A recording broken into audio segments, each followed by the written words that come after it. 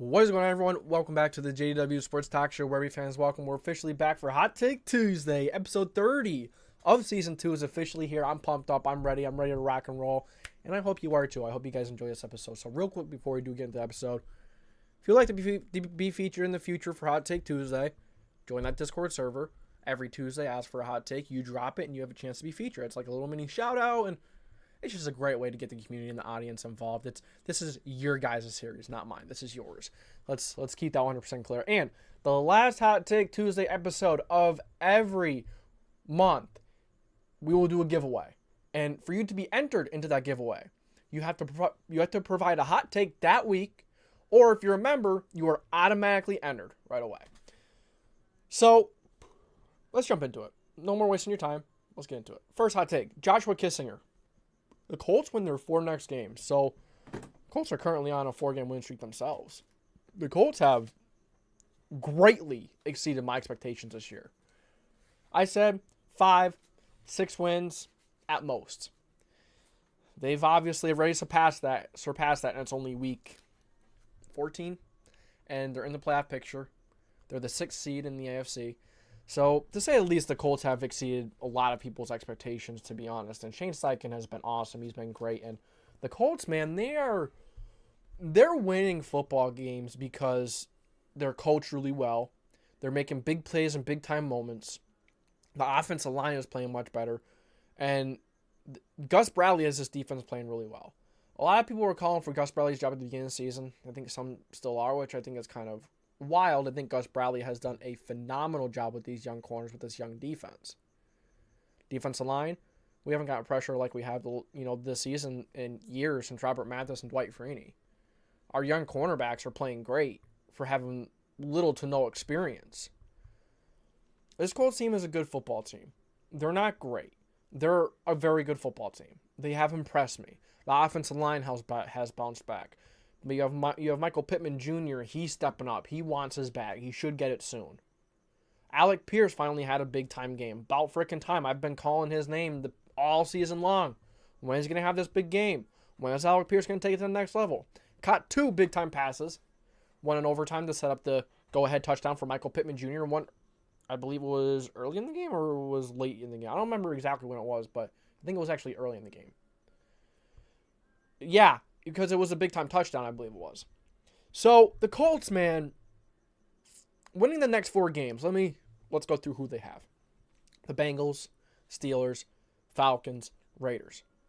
All of those games are winnable. All of those teams are winnable, are beatable. You have the Bengals without Joe Burrow now. And granted, whatever Jake Browning we get, he looked great versus the Jaguars defense, and the Jaguars have a good defense, but that Jaguars defense also took a very poor approach to Jake Browning. They played man coverage. They blitzed, tried to pressure him. They say, oh, this isn't a good quarterback.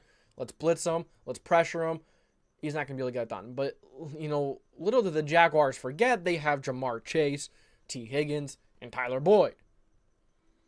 And then it also allowed the Bengals to get the run game going a little bit too, because sometimes when you blitz, sometimes when you're throwing a lot of pressure or playing a lot of man coverage, it makes it easier to run the football, especially if you're running it to the right side to the perfect time.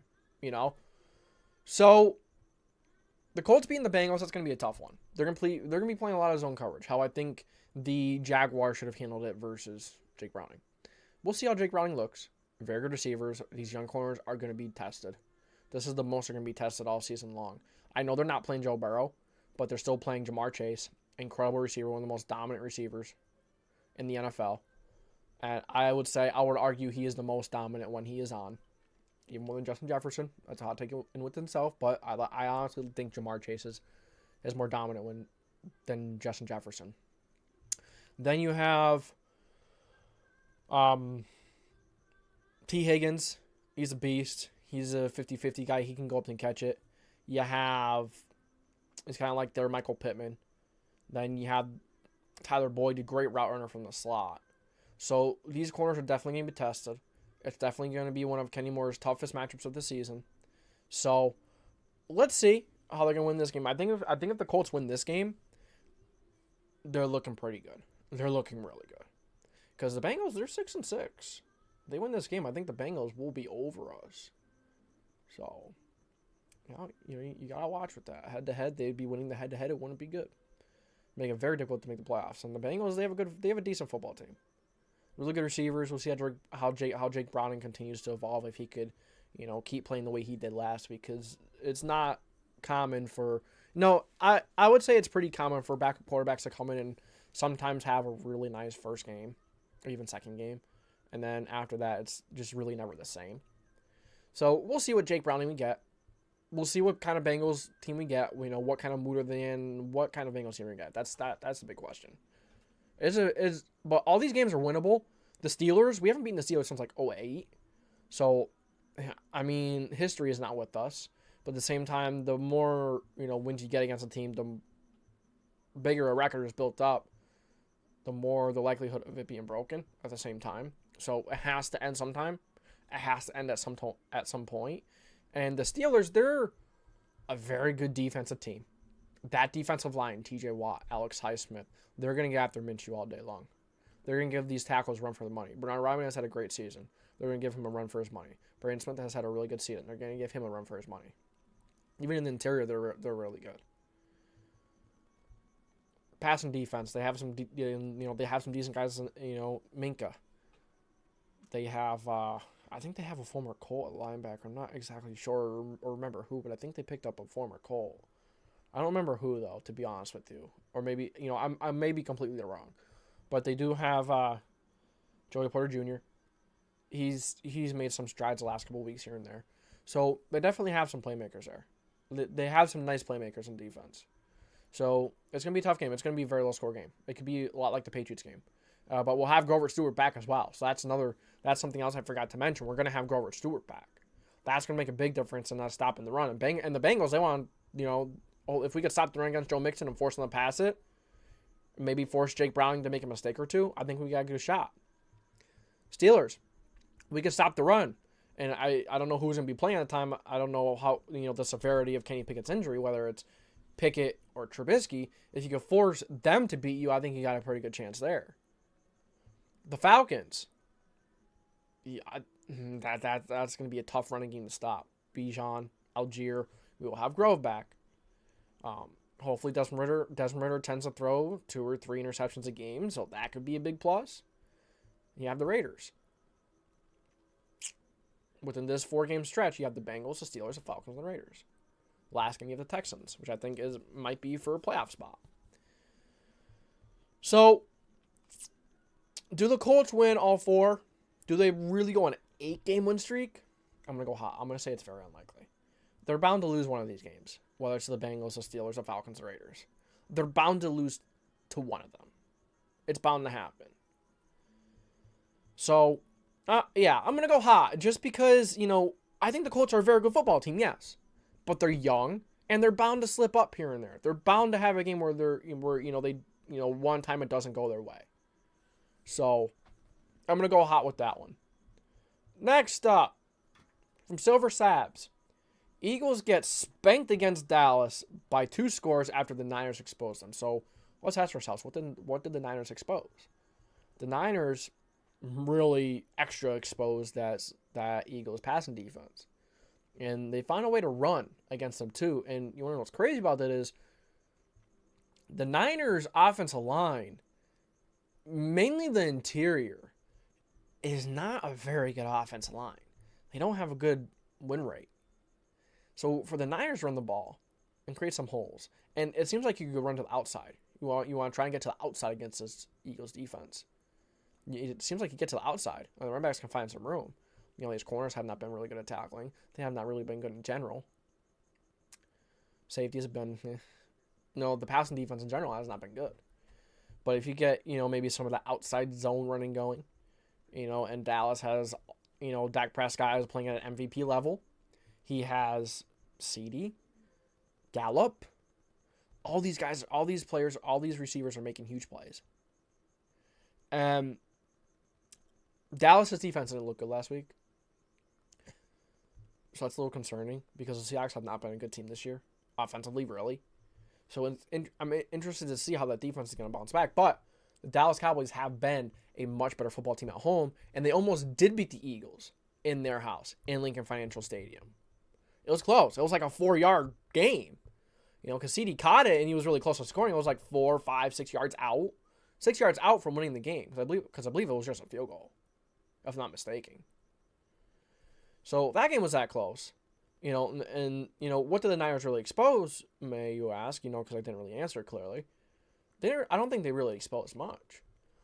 A lot of teams know what they can do against this Eagles defense. It's just a matter of fact if you know, do they have the talent to do so? You know, a lot of teams have come into Eagles games with the right game plan, but a lot of them just can't do it because they don't have the talent. They don't have the personnel. Dallas has the personnel. San Fran has the personnel. The Bills have the personnel. If you have a couple of really good receivers, if you have an offensive line that can just hold off a pass rush, and a quarterback that can get that ball out quick, you can beat the Eagles. Now, not all those things are easy to acquire. Not a lot of teams have all those. But that is why it takes some of the best teams in the NFL. You know, some of the better teams beat the Eagles. Now, let's not forget, the Eagles have beat some very good football teams. They beat the Dolphins. Then they allowed the Dolphins at 10 points. Offensive line's really good, but they have some weapons. Tua's been good. Tua's been very good this season. He's in the MVP conversation for a reason. He has been here and there. They beat the Bills, which was a close game. Very fortunate to win that game. Down 10 points and down 10 points to the Chiefs, too. I think they're very fortunate to win both games. A lot of things didn't go their way. A lot of things did go their way. You know, there was that miscommunication with Gabe Davis and Josh Allen. That would have been the game. Would have, could have, showed it. You move on. Mistakes are a part of the game.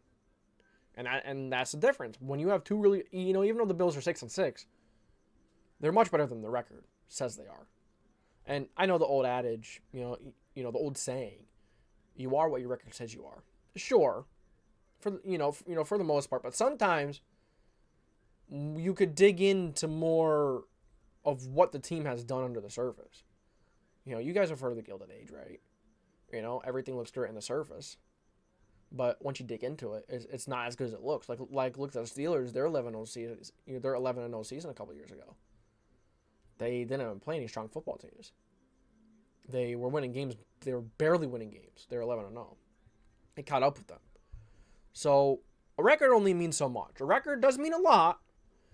They're finding ways to win games. Yeah. But the Eagles haven't really been dominant this season. And if you go to PFF and you look at, the team grades and and the Niners, every single game the Niners have won, they have dominated it. If the game is close, the Niners lose. That's typically what it's been. Now, the Cowboys, they've had a lot of dominating grades. Now, the Eagles, they haven't dominated their opponent. They have one dominating grade. One grade over 80. And that's against the Minnesota Vikings back in week 2 when half of the offense line was out. Their defense was still pretty buttons. They didn't really have that going much yet.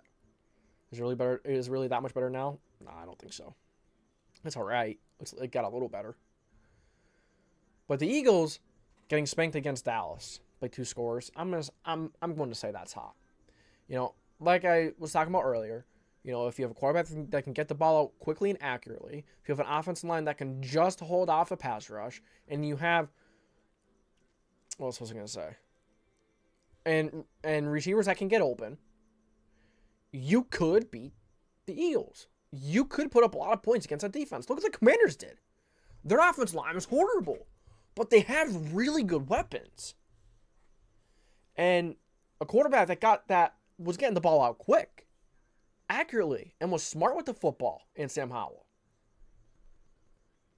So now that you're playing Dak Prescott, last week you played Brock Purdy, some really good receivers, and on top of that, a really good scheming job.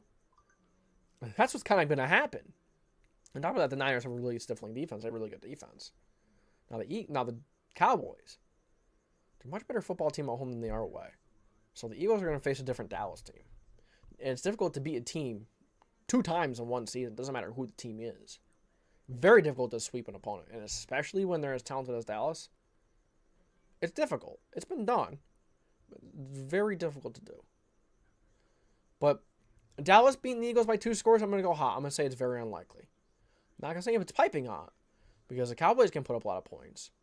And Micah Parsons, that defensive line can get after Hurts, give Hurts some fits, and maybe have him throw a couple errant passes, fumble once or twice, maybe throw a pick or two.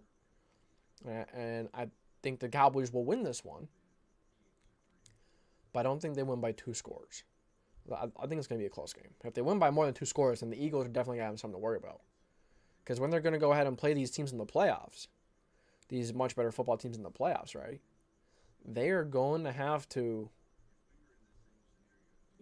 put games away. They can't be going down 10 points against really good football teams. It's going to catch up with you. And it did versus the Niners.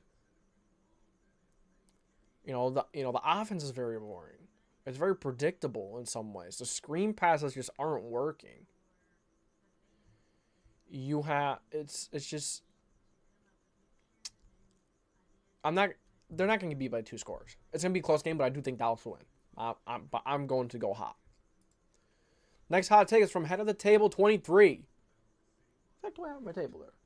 Scissors and a receipt. I always have some on my table back there. Last week it was a plastic bag. Now it's scissors and a receipt.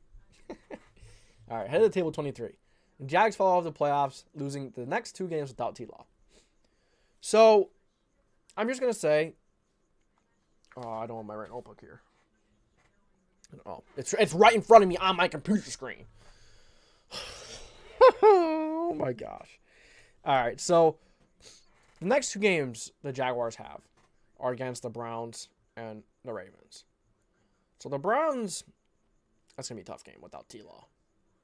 Trevor Lawerence, and it really hurts to see Trevor Lawerence go down because Lawerence, dude, before these last 3 games, I definitely had my doubts.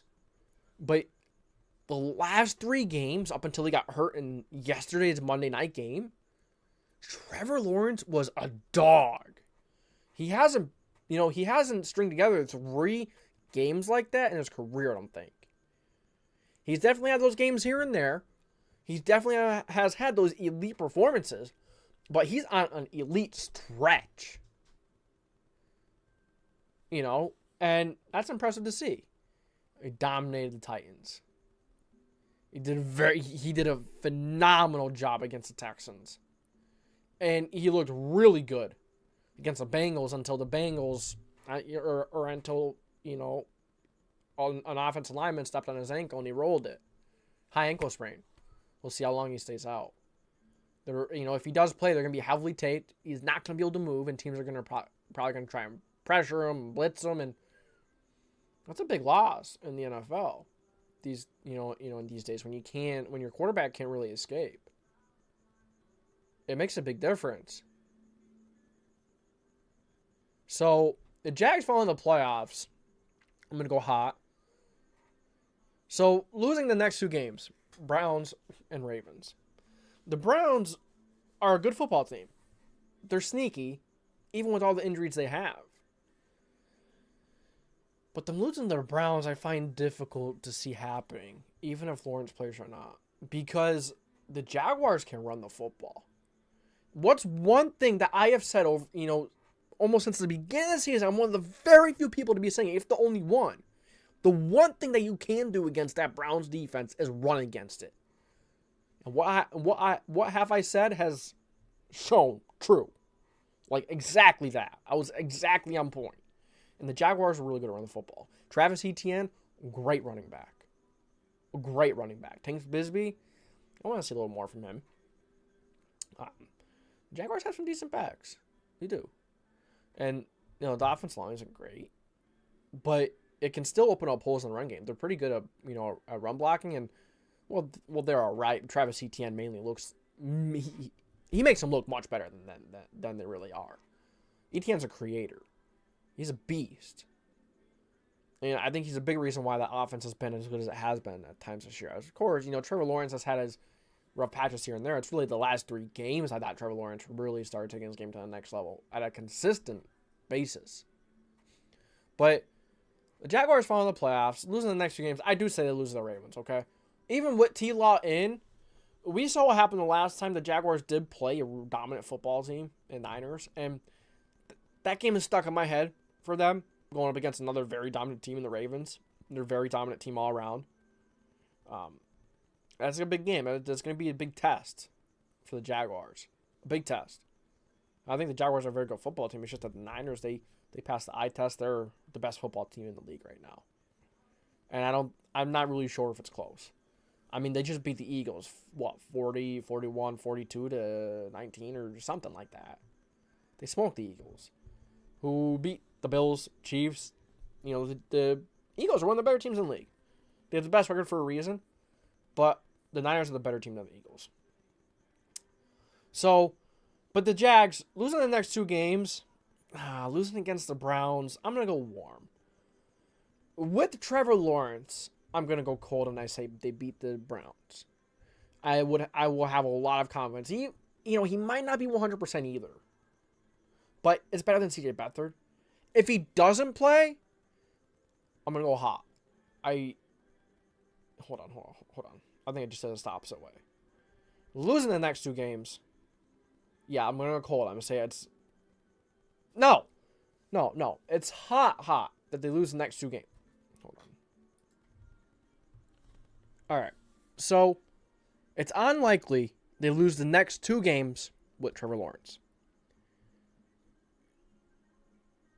It's likely they do lose the next 2 games without him.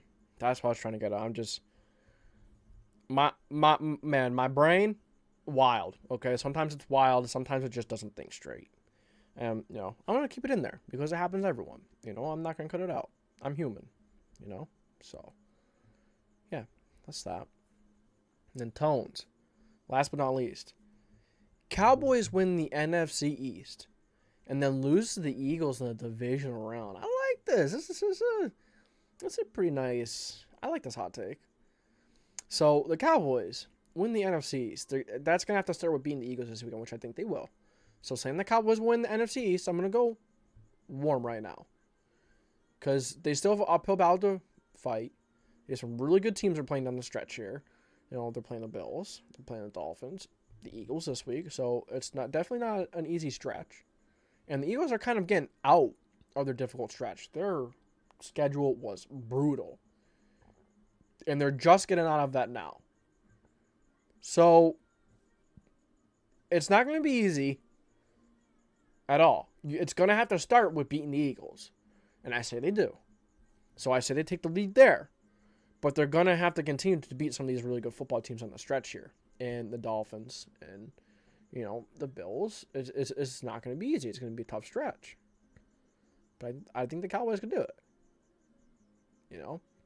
So, for the Cowboys to win the NFC East, I'm going to go with cold. I'm going to say it's likely right now. Because the Eagles have not put on a dominating performance. They have their blemishes. They have their issues. And the Cowboys do as well. But I think the Cowboys have a higher ceiling than the Eagles. They do. So, and then Eagles lose... No, and then lose to the Eagles in the division round. I can see that. Third game. But if the Cowboys win the East, they'll have the higher seeding. They will be home.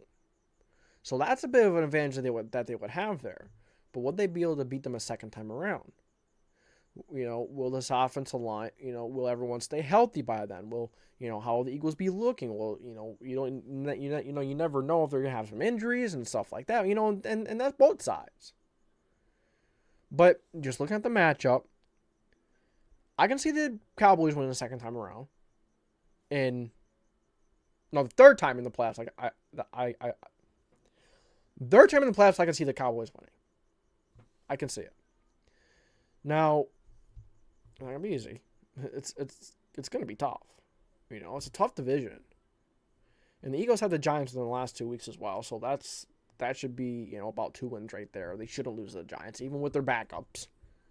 I doubt they'll be starting their backups last week if, the Cowboys are right there with them. But saying that they're going to lose to the Eagles in the divisional round, I'm going to, if, you're saying the Cowboys are going to win the NFC East. So I'm going to give that the nod for the Cowboys. So I'm going to say it's unlikely. I'm just going to say it's warm. Cowboys to win the NFC East, I'm going to go cold. I'm going to say it's likely. That was actually my prediction, in the beginning of the year. So if that actually is right, let's go. But I can see it. I can see it. They're a hot football team right now. They finally beat a team with the winning record, and they put up 40-plus points against one of the better defenses in the NFL at home. Now they're going up against one of the worst passing defenses in the NFL. How do you think that's going to fare? Not very good. So, yeah, that's it. That was a quick last one there. I was kind of all over the place a little bit in that one, but yeah, it is what it is. So, yeah, that's all I got for you guys today. Thank you for tuning in to the JDW Sports Talk Show, where we fans welcome. If you enjoy this episode of Hot Take Tuesday, episode 30 of season 2 is officially coming to an end. So that's all I got for you guys today. This is JW. Appreciate you for watching. If you enjoy, make sure to like, subscribe, put that post notification bell on so you won't miss any future videos. Don't know why I did it like that. But hey, I'll catch you guys next time.